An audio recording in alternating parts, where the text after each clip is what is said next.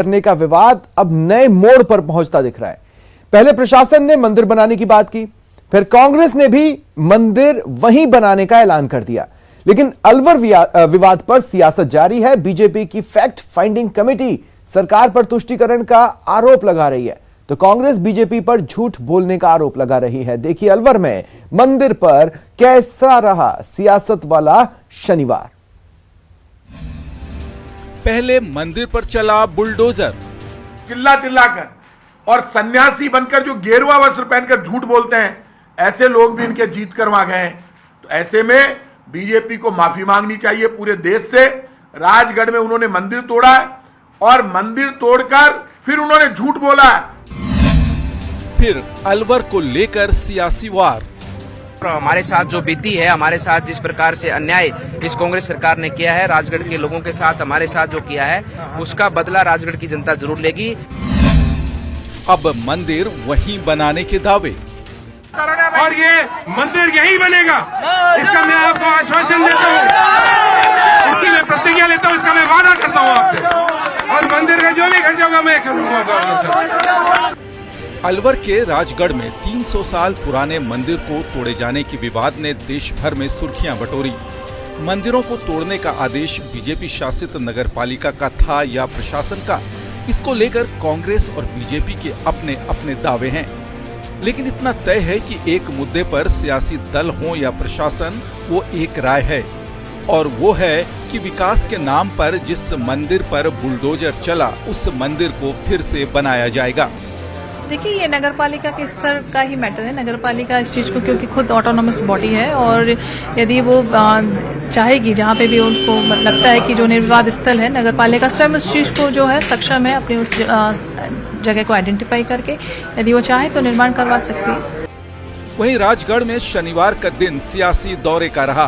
पहले बीजेपी की fact finding team पहुंची, लोगों से मिली और सरकार पर निशाना साधा। तो थोड़ी देर बाद भंवर जितेंद्र सिंह की अगुवाई में कांग्रेस की टीम ने यहां का दौरा किया।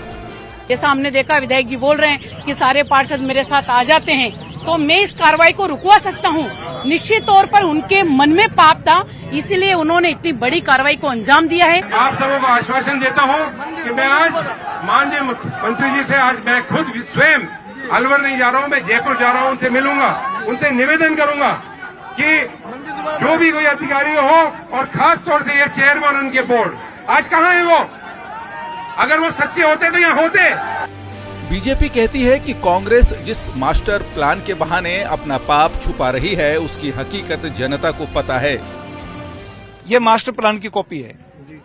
तो इसमें स्पष्ट लिखा हुआ है कि जहाँ चौड़ा करना संभव नहीं है, वहाँ पर बिल्कुल निम्न स्तर के मापदंड अपनाए जा सकते हैं। ये पूरे शहर को कूड़ा कर दिया इन्होंने, मंदिरों को तोड़ दिया, और उसका ठीकरा भाजपा के सिर पर फोड़ रहे हैं।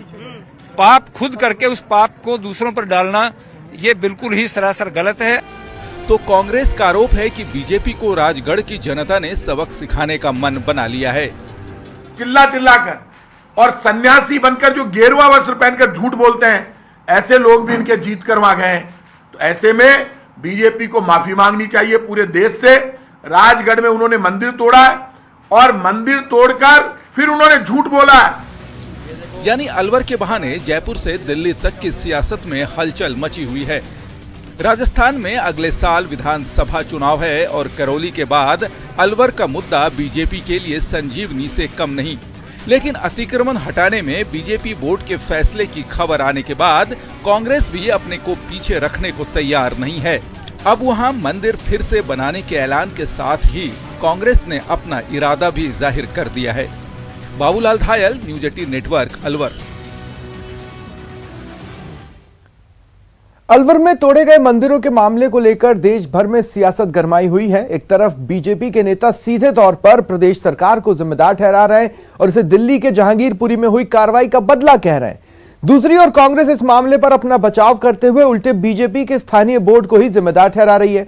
इस मामले में आज टोंक सवाई माधोपुर सांसद सुखबीर सिंह जौनापुरिया ने भी कांग्रेस को आड़े हाथों लेते हुए मंदिर तोड़े जाने की घटना को कांग्रेस का महापाप बताया। जौनापुरिया ने कहा, कांग्रेस ने जहांगीरपुरी का बदला लेने के लिए अलवर में मंदिर पर बुलडोजर चलवा दिए, जिसका खामियाजा भुगतना पड़ेगा। आपकी मान के चलो सरकार की झल्लाहट इससे महसूस होती है कि उन्होंने कहा था, मैं देख रहा था टीवी पे, कि उन्होंने कहा कि ये तो माननीय मुख्यमंत्री वसुंधरा राजे के टाइम का एक वो है, उस टाइम की कार्रवाई चल रही है।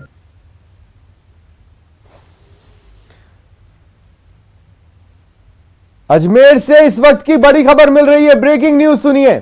एक निजी स्कूल की दादागिरी की तस्वीर सामने आई है।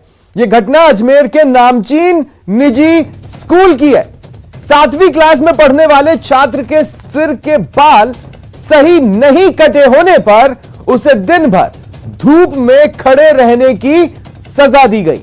दिन भर तेज धूप में खड़े रहने से 7वीं के छात्र अनिक बांगड़ की घर पहुंचने के बाद तबीयत बिगड़ गई और उल्टी चक्कर आने के बाद परिजनों ने इस मामले में स्कूल प्रशासन के खिलाफ क्लॉक टावर थाने में शिकायत दर्ज कराई है। पीड़ित और उसके पिता ने आरोप लगाया कि स्कूल प्रशासन असंवेदनशील होकर इस तरह की सजा दे रहा है जिससे बच्चे की जान पर भी बना सकती थी। फिलहाल पुलिस ने शिकायत दर्ज कर मामले की जांच शुरू कर दी है।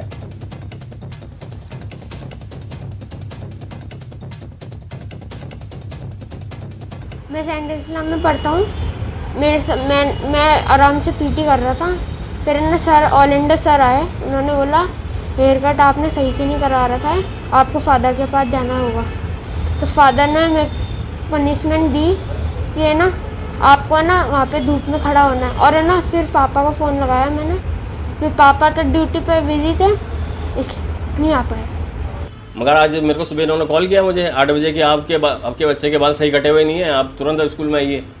मैंने ठीक है, मैंने स्कूल में मैडम आपके बोलने से मैं एकदम से स्कूल में नहीं आऊँगा, मैं ड्यूटी पर हूँ, आपके बोलने से कहीं नहीं एकदम से नहीं आ सकता मैं, मेरे को आप मंडे का टाइम बताइए, मंडे पे कब आना है। ठीक है, तो इतनी बात हुई थी तो उन्होंने बताया कि 9 से 11 बजे का टाइम। मैंने ठीक है मैं आ जाऊँगा, मगर फिर भी मेरे को मैं टाइम निकाल के अभी 12 बजे स्कूल जाके आया। तो स्कूल में तो उन्होंने बताया कि अभी तो मिलेंगे नहीं, वो प्रिंसिपल हैं जो फादर हैं। ठीक है, मैं स्कूल से मैं घर पहुंचा, घर जाने के बाद में थोड़ी देर बाद में 1 बजे करीबन ये आया। तो घर आते इसकी तबीयत ख़राब हो गई, ये उल्टियाँ करने लगा और ये बेहोश हो गया। तो हमारे तो बिल्कुल होश फाख्ता हो गए। ये बच्चा एकदम से, फिर हमने से पूछा कि क्या हुआ, बोले कि बालों को लेके फादर ने इसको धूप में खड़ा कर रखा सुबह से। अब देखिए इस घटना के बाद, इस घटना के सामने आने के बाद कुछ गंभीर सवाल हैं जो खड़े हो रहे हैं और न्यूज 18 राजस्थान उन सवालों को उठा रहा है। न्यूज 18 राजस्थान पूछना चाहता है स्कूल से भी और प्रशासन से भी, क्या बच्चों को ऐसी अमानवीय सजा देना जरूरी है? हेयर कट गलत था, आप पनिश करना चाहते थे, लेकिन क्या इस तरह की अमानवीय सजा देना जरूरी था? निजी स्कूलों की मनमानी पर आखिर रोक कैसे लगेगी?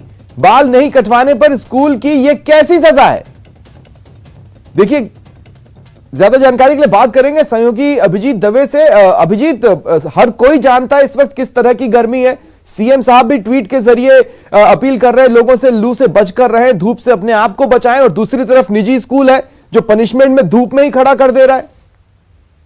देखिए स्वप्निल, जो पूरा मसला है ये है बाल सही रूप से नहीं कटवाने का। लेकिन अगर हम तस्वीरों के माध्यम से इस पीड़ित छात्र अनिक को देखेंगे तो इसके बाल कटे हुए हैं, जिसके उसके पिता हैं उन्होंने कहा कि शुक्रवार को ही ये अपने बेटे के बाल कटाकर इसको आज स्कूल भेजा था। लेकिन ये समझ से परे है कि आखिर स्कूल प्रशासन किस तरह की हेयर कटिंग चाहता है, उसका कोई स्टैंडर्ड प्रोटोकॉल बना रखा है स्कूल प्रशासन ने। ये बड़ा हास्यास्पद विषय था, लेकिन उसकी सजा इतनी गंभीर स्कूल प्रशासन की ओर से दी गई। छात्र को कक्षा 5वीं का ये बच्चा है और पहले पीरियड से लेकर 6ठे पीरियड तक 6 पीरियड तक इसको धूप में खड़ा रखना, जिसके चलते इसकी तबीयत बिगड़ी और मामला पुलिस थाने तक पहुंचा। ये गंभीर मसला है।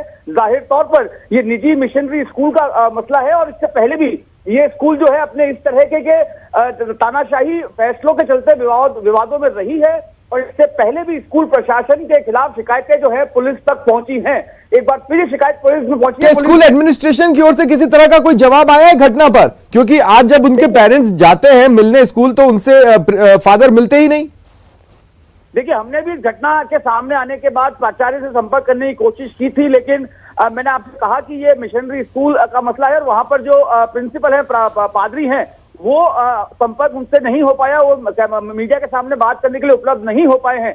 लेकिन ये पूरी मनमानी के खिलाफ जो मुकदमा पुलिस थाने में दर्ज हुआ है, पुलिस ने इस मामले की तफ्तीश शुरू कर दी गई है। कल चूंकि रविवार है तो संभवतः कल या फिर सोमवार को स्कूल खुलने पर पुलिस इस मामले में जो है एक बार स्कूल पहुंचकर वहां के तथ्यात्मक हालातों का जायजा लेगी और साथ ही साथ जो स्कूल प्रशासन के जिन लोगों के खिलाफ पीड़ित के पिता ने शिकायत दी है उनके बयान भी दर्ज करेगी। लेकिन ये एक असंवेदनशील अमानवीय घटनाक्रम हुआ है जो एक स्कूल ने अपने ही छात्र के खिलाफ, जो 5वीं कक्षा का एक मासूम छात्र है, उसे 40 डिग्री के तापमान में 1 से लेकर पीरियड तक खड़ा रखा।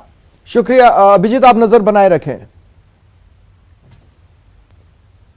बुलडोजर बदनाम हुआ, सियासत तेरे लिए। आज रात 8:56 पर यह देश है हमारा में देखिए, सेक्युलरिज्म का जोर, बहुसंख्यक हुए कमजोर।